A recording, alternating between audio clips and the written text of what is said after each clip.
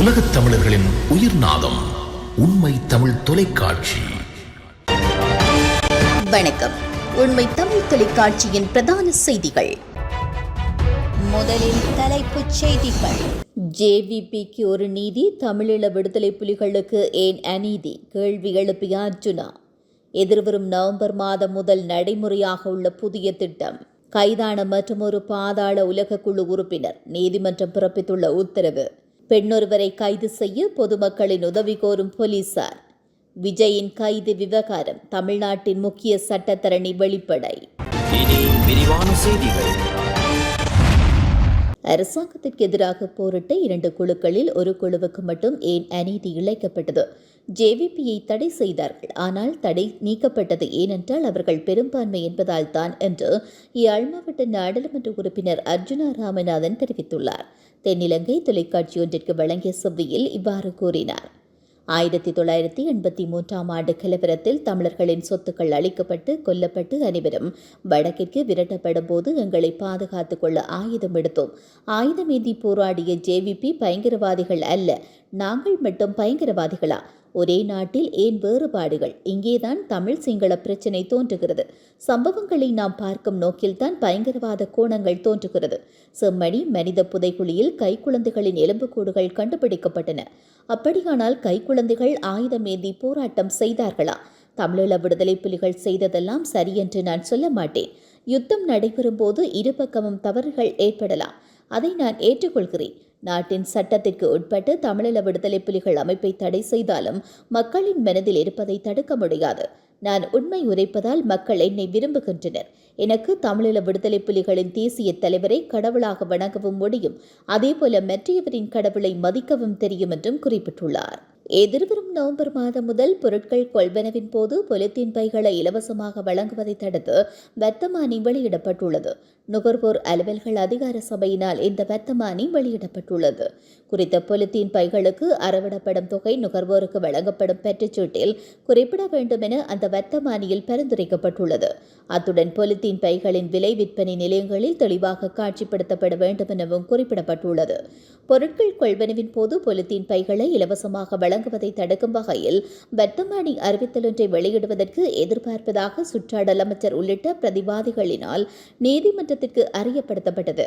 Polythene பயன்பாடு சுற்றுச்சூழலுக்கு பாதிப்பை ஏற்படுத்துவதன் காரணமாக அதன் பயன்பாட்டை கட்டுப்படுத்துவதற்கான திட்டத்தினை நடைமுறைப்படுத்த உதவுமாறு கோரி சுற்றுச்சூழல் நீதிக்கான மையத்தினால் தாக்கல் செய்யப்பட்ட அடிப்படை உரிமை மனு விசாரணைக்கு எடுத்துக் கொள்ளப்பட்ட போது இந்த விடயம் அறியப்படுத்தப்பட்டது.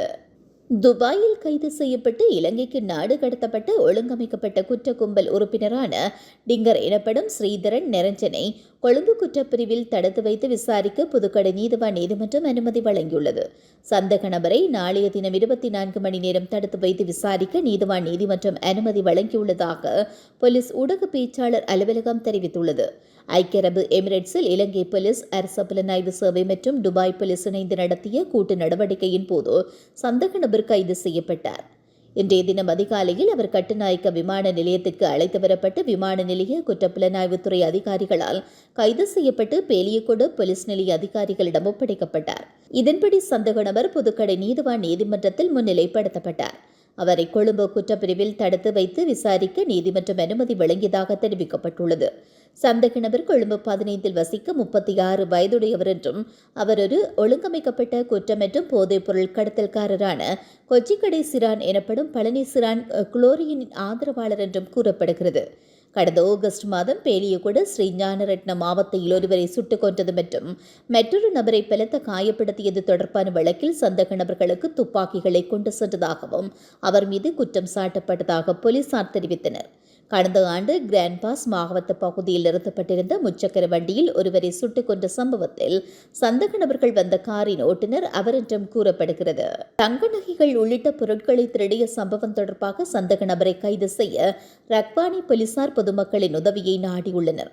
கடந்த 24ஆம் தேதி ரக்வானி போலீஸ் பிரிவின் கெலகிட்டிய பெலவத்த வீதி கொடகவில பகுதியை சேர்ந்த பெண்ணொருவர் தன்னிடமிருந்து 3,64,000 மதிப்புள்ள தங்க நகைகள் உள்ளிட்ட பொருட்கள் திருடப்பட்டுள்ளதாக ரக்வானி போலீஸ் நிலையத்தில் முறைப்பாடு செய்தார்.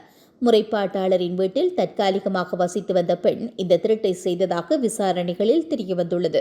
மேலும் சந்தேக நபர் அந்த பகுதியை விட்டு தப்பிச் சென்றதாக போலீசார் தெரிவித்தனர். அதற்கமைய புகைப்படத்தில் உள்ள சந்தேக நபர் குறித்து ஏதேனும் தகவல் தெரிந்தால் 0718919394 அல்லது 0718593808 என்ற தொலைபேசி ஊடாக அழைக்குமாறு போலீசார் கேட்டுக் கொண்டுள்ளனர். தமிழக வெற்றி கழகத்தின் தலைவர் விஜய் மற்றும் அவர்களது நிர்வாகிகள் கைது செய்யப்படுவார்களாக இருந்தால் அது அரசியல் சார்ந்த விடயமாக மாறிவிடும் என்று தமிழ்நாடு சட்டத்திரணியம் சத்யகுமார் கூறியுள்ளார். பிரத்யேக நிகழ்ச்சி ஒன்றில் இதனை தெரிவித்துள்ளார். மேலும் அவர் கூறுகையில், தற்போது ஏற்பட்டுள்ள கைதுக்கு தமிழக அரசாங்கம் மற்றும் தமிழக வெற்றி கழகமும் பொறுப்பேற்க வேண்டும். கூட்டம் என்று வந்தாலே அது அரசாங்கத்தின் பொறுப்பு சார்ந்தது. ஆகவே விஜய் மாத்திரம் இதற்கு பொறுப்பேற்க வேண்டும் என்பது சாத்தியமில்லாத ஒன்று. தமிழ்நாட்டு மாநிலமும் பொறுப்பேற்க வேண்டும். தமிழக வெற்றி கழகமும் கூட பொது போக்குவரத்து பாதையை தவிர்த்து தனிப்பட்ட இடங்களில் கூட்டத்தை நடத்தியிருக்கலாம். ஆனால் அவர்களுக்கு வழங்கிய வாய்ப்பை பயன்படுத்தி கூட்டத்தை நடத்த முடிவு செய்தனர். எனினும் குறித்த விபத்து சம்பவத்திற்கு தமிழக அரசாங்கத்திற்கு 100% பொறுப்பு உண்டு என்று கூறினார். கரூரில் விஜயின் பரப்புரை கூட்டத்தில் ஏற்பட்ட நெரிசலில் சிக்கி உயிரிழந்தோர் எண்ணிக்கை 41ஆக அதிகரித்துள்ளது. சட்டமன்ற தேர்தலை முன்னிட்டு பரப்புரையில் ஈடுபட்டுள்ள தாவேகா தலைவர் விஜய் நாமக்கல் மற்றும் கரூரில் பிரசாரம் மேற்கொண்டார். நாமக்கல் நிகழ்வை முடித்துக்கொண்டு இரவு 7 மணியளவில் கரூர் வேலுச்சாமிபுரத்திற்கு விஜய் வருகை தந்திருந்தார். விஜயை காண்பதற்கு ஆயிரக்கணக்கான மக்கள் திரண்டமையினால் கூட்ட நெரிசல் ஏற்பட்டது. நெரிசலில் சிக்கி பலர் மயக்கமான நிலையில் மருத்துவமனையில் அனுமதிக்கப்பட்டுள்ளனர். அதில் 9 குழந்தைகள் உட்பட 39 பேர் நேற்று முன்தினம் பரிதாபமாக உயிரிழந்திருந்தமை குறிப்பிடத்தக்கது. மீண்டும் தலைப்புச் செய்திகள். ஜேவிபிக்கு ஒரு நீதி, தமிழீழ விடுதலை புலிகளுக்கு ஏன் அநீதி? கேள்வி எழுப்பிய அர்ஜுனா. எதிர்வரும் நவம்பர் மாதம் முதல் நடைமுறையாக உள்ள புதிய திட்டம். கைதான மற்றொரு பாதாள உலக குழு உறுப்பினர். நீதிமன்றம் பிறப்பித்துள்ள உத்தரவு. பெண்ணொருவரை கைது செய்ய பொதுமக்களின் உதவி கோரும் போலீசார். விஜயின் கைது விவகாரம். தமிழ்நாட்டின் முக்கிய சட்டத்தரணி வெளிப்படை. இத்துடன் இந்த செய்திகள் நிறைவடைகின்றன. மேலதிக செய்திகளை தெரிந்து கொள்ள உண்மை தமிழ் தொலைக்காட்சியோடு இணைந்திருங்கள். வணக்கம். உலகத் தமிழர்களின் உயிர்நாதம் உண்மை தமிழ் தொலைக்காட்சி.